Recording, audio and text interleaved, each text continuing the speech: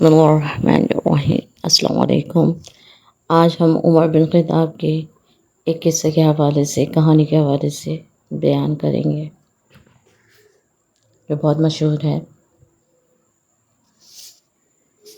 عمر بن خطاب کی سخاوت۔ اسلام کے دوسرے خلیفہ عمر رضی اللہ تعالیٰ عنہ اپنی سخاوت اور غریبوں کی دیکھ بھال کے لیے مشہور تھے۔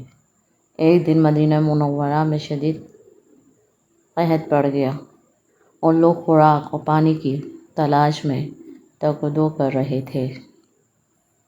عمر رضی اللہ تعالیٰ عنہ کو شدید تشویش ہوئی اور انہوں نے اقدام کرنے کا فیصلہ کیا۔ انہوں نے دولت مند مسلمانوں سے غریبوں کے لیے عطیات دینے کی اپیل کی اور اسلامی ریاست کے اسٹور کھولنے اور ضرورت مندوں میں تقسیم کرنے کا حکم ہوا۔ حتیٰ کہ اس نے امدادی سرگرمیوں کے لیے چندہ اکٹھا کرنے کے لیے اپنا ذاتی سامان بھی بیچ دیا۔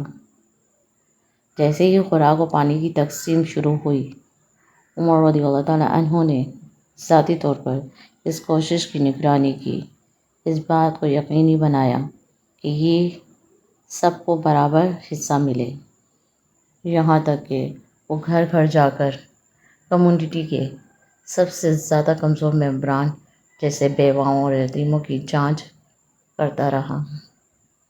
ایک دن حضرت عمر رضی اللہ تعالیٰ عنہ کھانا تقسیم کر رہے تھے کہ ان کو ایک بوڑھی عورت ملی جو چلنے سے پھرنے سے بہت کمزور تھی۔ وہ ذاتی طور پر اسے اپنی پیٹھ پر اپنے گھر لے گیا اور اس بات کو یقینی بنایا کہ اس کے پاس کافی خوراک و پانی موجود ہے۔ لوگ حضرت عمر رضی اللہ تعالیٰ عنہ کی شفقت اور سخاوت سے حیران تھے۔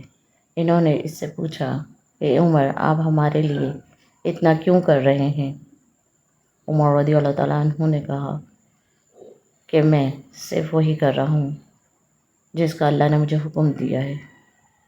میں اللہ کا بندہ ہوں اور اس کی مخلوق کی خدمت کرنا میرا فرض ہے۔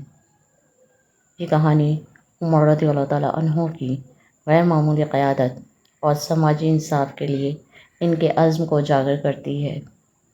اس نے یہ ظاہر کیا کہ حقیقی قیادت دوسروں کی، خاص طور پر ضرورت مندوں کی خدمت کے بارے میں ہے۔ یقیناً آپ کو یہ جو ہے کہانی بہت پسند آئی ہوگی۔